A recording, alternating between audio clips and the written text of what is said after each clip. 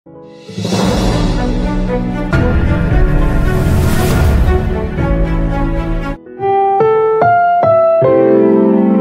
programang ito ay rated SPG. Striktong patnubay at gabay ng magulang ang kailangan. Maaaring may masiselang tema, lengguwahe, karahasan, sexual, horror o droga na hindi angkop sa Welcome back mga ka-episode plus at narito mga dapat nating abangan dito nga lang sa abot kamay na pangarap kung saan itong si Doc Benitez ay patuloy pa rin nga ang pagsiselos nga nito kay